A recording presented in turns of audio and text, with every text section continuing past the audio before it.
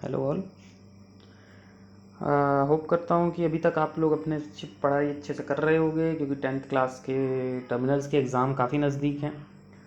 30 नवंबर से स्टार्ट होने वाले हैं। सो चलिए अब आगे बढ़ते हैं। हमने अब 2 डिकम्पोजिशन रिएक्शंस तो हमने कंप्लीट कर लिया था। जिसे भी कुछ डाउट होगा वो मेरे टेलीग्राम ग्रुप में मुझे मैसेज कर सकते हैं, यूट्यूब के इस वीडियो में कमेंट कर सकते हैं, पूछ सकते हैं। अकॉर्डिंग टू योर कन्वीनियंस आप मुझे रीच आउट कर सकते हैं और मुझसे सवाल पूछ सकते हैं अगर आपको डाउट हो तो। इसके बाद हम स्टार्ट करते हैं डिकम्पोजिशन रिएक्शन। डिकम्पोजिशन रिएक्शन जो होता है वो सिंपली आप देख कर जान सकते हो कि उसमें रिएक्टेंट्स जो होते हैं वो एक होंगे और प्रोडक्ट्स एक से ज़्यादा होते हैं। सीधी सी बात है कि आप लोगों को देख कर ये पता चल जाएगा कि एक चीज़ जो है वो डिकम्पोज होकर एक से ज़्यादा चीज़ों में बढ़ जाती है। ठीक है, तो शॉर्ट ट्रिक ये है इसको एग्जाम में करने का कि अगर कोई एक चीज़ लिखा हुआ है, कोई एक रिएक्टेंट है, if reactant is only one and products are more than one, then obviously it will be a case of 110%, it will be a case of decomposition reaction. ये आप लोगों को तुरंत समझ जाना है। ठीक है, फॉर एग्जाम्पल कि यहाँ पर जैसे दिया हुआ है कि आयरन सल्फेट, जिसे हम फेरस सल्फेट भी कहते हैं, उसे जब हम हीट करते हैं तो बनता है ferric oxide, sulphur dioxide and sulphur trioxide respectively. ठीक है, और एक चीज़ इंपॉर्टेंट है जो मैं बताना चाहता हूँ कि एनसीईआरटीज़ में जो भी रिएक्शन आप लोगों को दिए जाते हैं, जो भी बुक्स में रिएक्शंस अवेलेबल हैं, ब्लू कलर में आपको जो भी रिएक्शन दिखते हैं, आप उसे 3-3 बार घर में प्रैक्टिस करेंगे। 3-3 बार कम से कम उसको घर में प्रैक्टिस करना है, तब जाके ही उस पर कमांड आने वाला है और तब ही एग्ज़ाम में बेटर परफॉर्म करना है। क्योंकि सारे एग्ज़ाम्स जो हैं टर्मिनल 1 के वो एमसीक्यूज़ होने वाले हैं, मल्टीपल चॉइस क्वेश्चंस होने वाले हैं अप टू 40 मार्क्स के, राइट। तो पहले हम एनसीईआरटीज़ कंप्लीट करेंगे, ये हमारी स्ट्रैटेजी होनी चाहिए। सबसे पहली स्ट्रैटेजी क्या होगी कि आपको एनसीईआरटी ख़त्म करना है। मैं ऑफलाइन भी जहाँ पढ़ाता हूँ वहाँ मैं लोगों को यही बोलता हूँ, बच्चों को यही बोलता हूँ कि फर्स्ट आप एनसीईआरटी कंप्लीट करो, देन मैक्सिमम एमसीक्यूज़ प्रैक्टिस करो, मैक्सिमम एमसीक्यूज़ प्रैक्टिस करो। इसका चिंता आप लोगों को नहीं करना, इन दोनों का ही चिंता आप लोगों को नहीं करना है, क्योंकि मैं आप लोगों को यहाँ करवाऊँगा। मैं एनसीईआरटी भी प्रैक्टिस करवाऊँगा, एनसीईआरटी भी पढ़वाऊँगा, एनसीईआरटी के क्वेश्चंस को हम एमसीक्यूज़ प्रैक्टिस भी करेंगे। बस आप लोग मेरी वीडियोस को रेगुलर देखते रहिए, आपके एनसीईआरटीज़ भी कंप्लीट हो जाएंगी और आपके एमसीक्यूज़ भी ओवर हो जाएंगे। But you have to be honest in your approach. Video अच्छे से देखना है और घर पे थोड़ा सेल्फ स्टडी तो करना ही है, so that you will get better marks in 10th class. ठीक है, चलिए तो फिर इसमें यहाँ क्या दिया हुआ है कि this is a sure shot case of decomposition reaction. सीधी सी बात है, क्योंकि यहाँ पर एक सिंगल रिएक्टेंट है जो ब्रेक डाउन होता है और सिंपलर प्रोडक्ट्स फॉर्म करता है। ठीक है, तो यहाँ पर समझ में आ रहा है कि फेरस सल्फेट क्रिस्टल्स ये lose water when heated and colour of the crystals changes, it then decomposes to ferric oxide, sulphur dioxide and sulphur trioxide. ये हम लोग पढ़ चुके थे। अभी देखिए यहाँ पे कैल्शियम कार्बोनेट जो है उसको भी हीट करने पे वो डिकम्पोज होता है और कैल्शियम ऑक्साइड, जिसे हम क्विकलाइन कहते हैं, और कार्बन डाइऑक्साइड में फॉर्म हो जाता है, चेंज हो जाता है। तो श्योर शॉट जब एक रिएक्टेंट हो और एक से ज़्यादा प्रोडक्ट हो तो सीधी सी बात है कि वो एक केस होगा डिकम्पोजिशन रिएक्शन का। अभी यहाँ पर एक एक्टिविटी दी गई है जिसमें कि हमें लीड नाइट्रेट के पाउडर को डिकम्पोज करना है। सीधी सी बात है, यहाँ देख लीजिए इसके रिएक्शन को, और ज़्यादा देखने की ज़रूरत नहीं है, बस ये इसको 3-3 बार सभी रिएक्शंस को प्रैक्टिस करना है और कुछ नहीं। Lead nitrate that is PbNO3 when it is heated then it will form PbU that is lead oxide plus nitrogen dioxide NO2 + O2।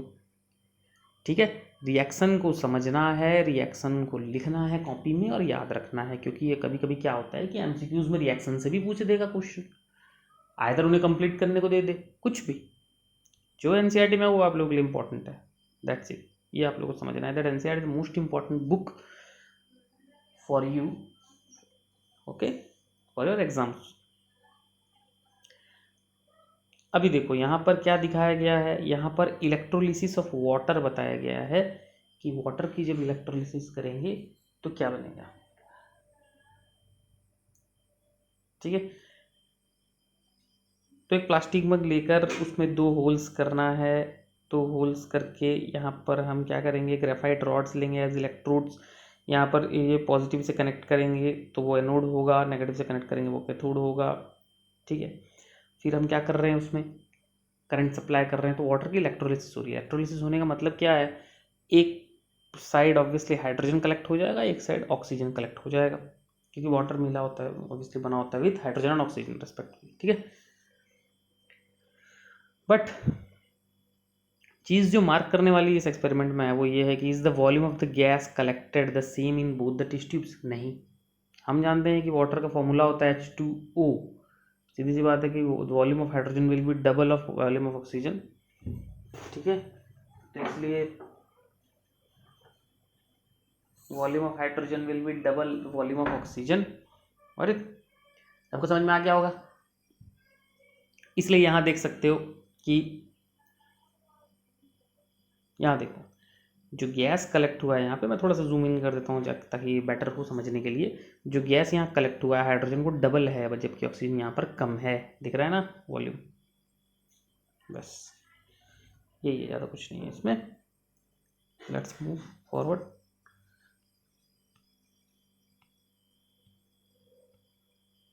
Okay,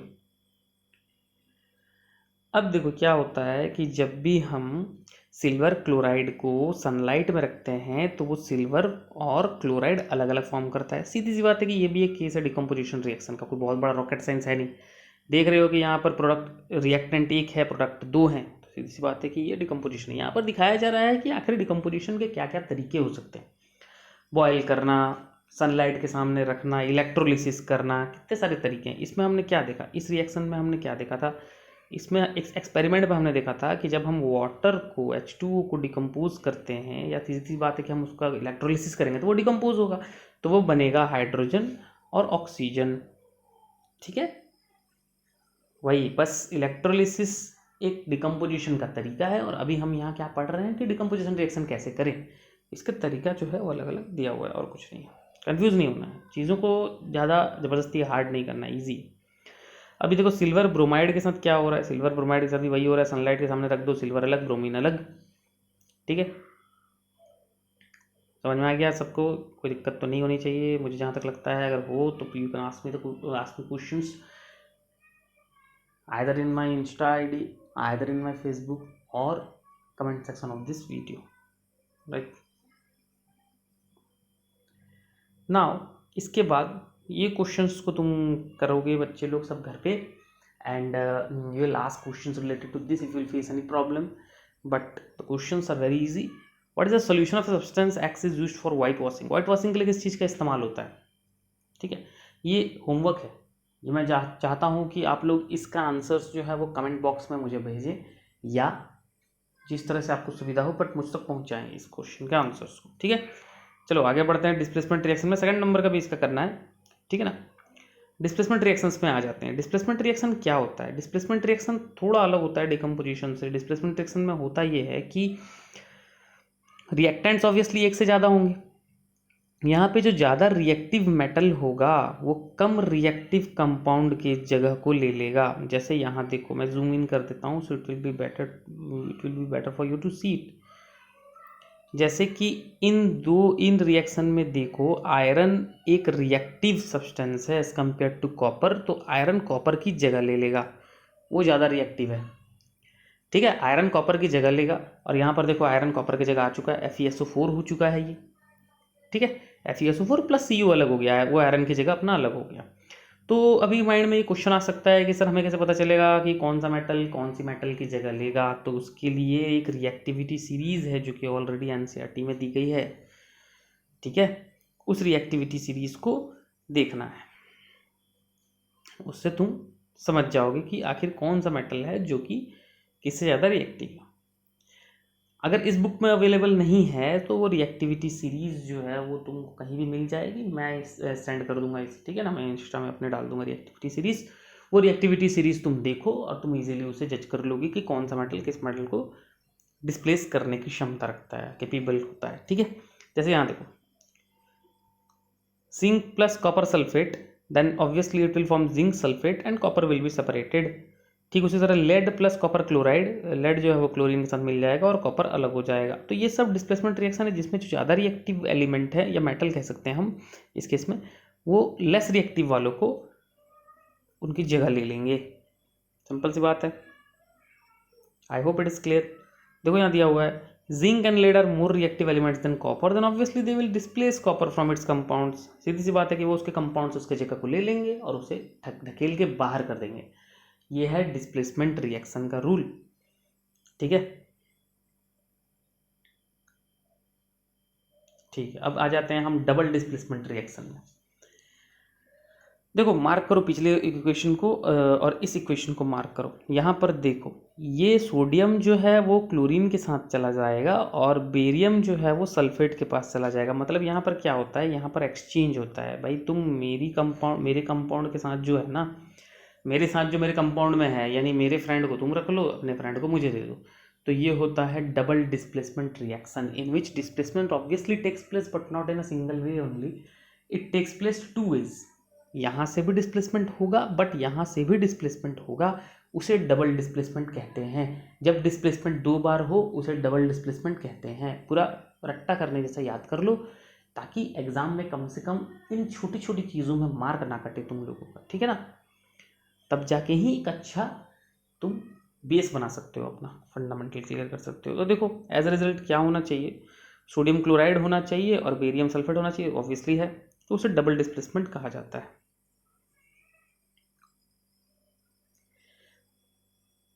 Such reaction in which there is an exchange of ions between the reactants are called double displacement reaction, and I hope it is clear, very much clear।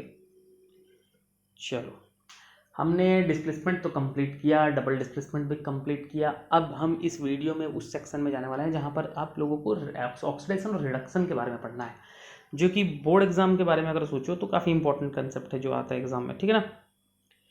अभी देखो यहाँ पे copper और oxygen जब मिलते हैं तो copper oxide बनते हैं। यहाँ सीधी सी बात है, हमको ये पता चल रहा है, या तुम लोगों को अगर नहीं पता तो इस चीज़ को नोट डाउन कर लेना कि जहाँ भी ऑक्सीजन ऐड होंगे, if oxygen is added then it is oxidation. जहाँ भी ऑक्सीजन ऐड होगा वो ऑक्सीडेशन होता है, जहाँ भी हाइड्रोजन ऐड होता है वो रिडक्शन होता है। हाइड्रोजन अगर ऐड हो गया वो रिडक्शन होगा, ठीक है। चीज़ों को ध्यान से समझना है। हाइड्रोजन के ऐड होने पे वो रिडक्शन होता है, ऑक्सीजन के ऐड होने पे वो ऑक्सीडेशन होता है। अभी देखो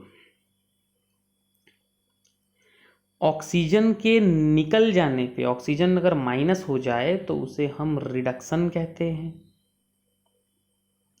और अगर हाइड्रोजन माइनस हो जाए, हाइड्रोजन चला जाए तो उसे हम ऑक्सीडेशन कहते हैं। अगर नहीं समझ में आ रहा है मैं एक बार और अच्छे से बता देता हूँ। ऑक्सीडेशन मतलब ऑक्सीजन का आना, हाइड्रोजन का जाना, और रिडक्शन मतलब ऑक्सीजन का जाना, हाइड्रोजन का आना। मेरे ख्याल से ये क्लियर हो गया होगा, ठीक है। यहाँ सीधी सी बात है, ये तो पता चल ही रहा है। अब मैं ये रिएक्शन बता देता हूँ। देखो कॉपर ऑक्साइड को जब मैं हाइड्रोजन साथ मिलाया तो कॉपर बना और वाटर बना। अभी देखो यहाँ पर कॉपर ऑक्साइड जो है वो रिड्यूस हो गया ना, क्योंकि उसके पास से ऑक्सीजन तो निकल गया, चला गया। अभी यहाँ पर कंसेप्ट ये आता है कि इसका रिड्यूसिंग एजेंट कौन है, कौन इसे रिड्यूस करता है। तो तुम बोलोगे सर हाइड्रोजन इसे रिड्यूस किया, क्योंकि हाइड्रोजन ही तो ऑक्सीजन की को अलग किया ना, हाइड्रोजन ही तो ऑक्सीजन को ले गया, इस वजह से ही तो कॉपर अकेला हो गया। तो हाइड्रोजन यहाँ पर हाइड्रोजन यहाँ पर रिड्यूसिंग एजेंट है, क्योंकि उसने कॉपर ऑक्साइड को रिड्यूस किया है। समझ में आ रहा है, ठीक है। चलो क्लियर है। मुझे नहीं लगता इसमें कोई और दिक्कत होना चाहिए, जो मैं बता रहा हूँ वही चीज़ इसमें लिखा हुआ है, पढ़ सकते हो। जिन रिएक्शंस में ऑक्सीडेशन रिडक्शन दोनों होता है उसे रेडॉक्स रिएक्शन कहा जाता है, ठीक है। सभी का क्लियर है। ऑक्सीडेशन यहाँ देख सकते हो क्लियरली मेंशन्ड है कि हाइड्रोजन में जब ऑक्सीजन ऐड हो गया तो ये ऑक्सीडाइज हो गया। यहाँ देखो कॉपर में पहले ऑक्सीजन था बट अब कॉपर से ऑक्सीजन निकल चुका है तो वो रिडक्शन हो गया। सीधी सी बात है, तो बहुत सिंपल है। कुछ और एग्जांपल्स दिए गए हैं रेडॉक्स रिएक्शंस के, मैं तो ऑलरेडी बताया हूँ कि बुक्स में रिएक्शंस को अच्छे से प्रैक्टिस करना है,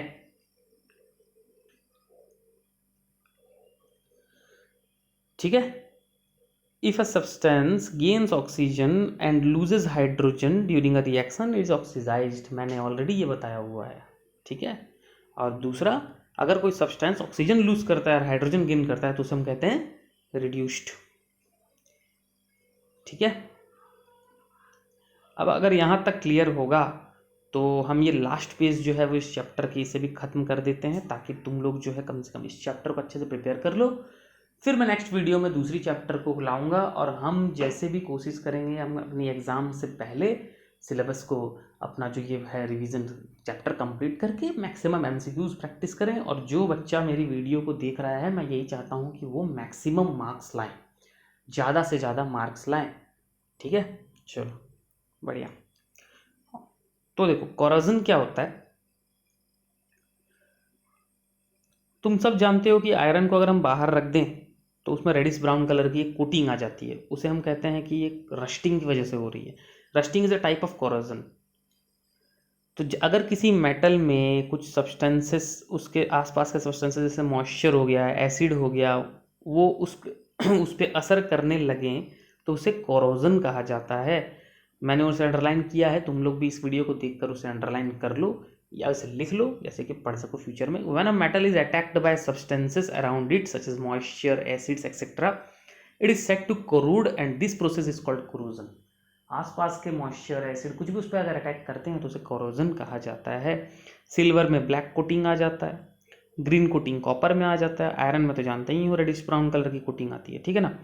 कोरोजन कोई अच्छा चीज़ नहीं होता, वो हमेशा डैमेज करता है अपने कार बॉडीज़ को, ब्रिजेस को, आयरन रेलिंग, शिप्स और भी बहुत सारे मेटल के बने हुए चीज़ों को वो खराब ही करता है, अच्छा नहीं करता। ठीक है,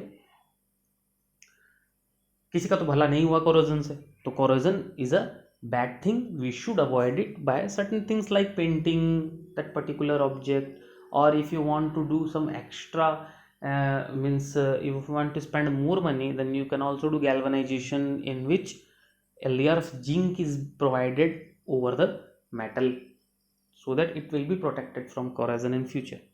Now rancidity, सब जानते हो कि जब खाने को हम बाहर रख दें कुछ समय के लिए, ज़्यादा ही समय के लिए, तो वो क्या होता है, ख़राब हो जाता है। कहते हैं कि यार इसमें से तो फाउल स्मेल आ रहा है या फाउल टेस्ट आ रहा है। तो खाने में प्रेजेंट जो फैट्स और ऑयल्स होते हैं ना, खाने में जो ऑयल्स और फैट्स होते हैं वो ऑक्सीडाइज हो जाते हैं, वो ऑक्सीजन के साथ मिलकर ऑक्सीडाइज हो जाते हैं और वो रैंसिड हो जाते हैं, यानी ख़राब हो जाते हैं, उनका स्मेल और टेस्ट चेंज हो जाता है। ठीक है, जिन चीज़ों से हम ऑक्सीडेशन को रोक सकते हैं उन्हें एंटीऑक्सीडेंट कहा जाता है, एंटीऑक्सीडेंट कहा जाता है। और बहुत सारे फूड्स में ये डाला जाता है ताकि उनको ज़्यादा समय तक प्रिजर्व किया जा सके। जैसे कि आप लोग जो चिप्स खाते हो, ठीक है ना, उसमें भी नाइट्रोजन गैस को फिल किया जाता है ताकि लोग वो जो नाइट्रोजन गैस इसलिए रहता है ताकि वो ऑक्सीडेशन से उन्हें बचा सके, ताकि जब भी चिप्स को खोला जाए वो फ्रेश हो, ख़राब ना हो, फाउल स्मेल फाउल टेस्ट ना आए। ठीक है, इन क्वेश्चंस को करना है। इन क्वेश्चंस को जब कर लोगे तो अपने आप एक कमांड आने लगेगा, समझते जाओगे। मेरे वीडियोस से अगर समझ रहे हो बहुत अच्छी बात है। अगर लग रहा है कि नहीं सर जी बहुत फास्ट जा रहे हैं, then you can repeatedly watch the video, no issues, got it. अगर इसके क्वेश्चन के आंसर्स चाहिए तो तुम जो है वो कमेंट सेक्शन में बताओ, मैं इसके आंसर्स भी तुम लोगों को प्रोवाइड कर दूंगा, सभी को, कोई दिक्कत नहीं। ठीक है ना, I will provide each and every material related to this that will help you in your exam, but still I want you to do some effort and do it by your own. Okay, try it by watching my video, you will obviously will be able to do these questions, got it? Chalo, so study hard, prepare well. Okay, bye, take care everyone.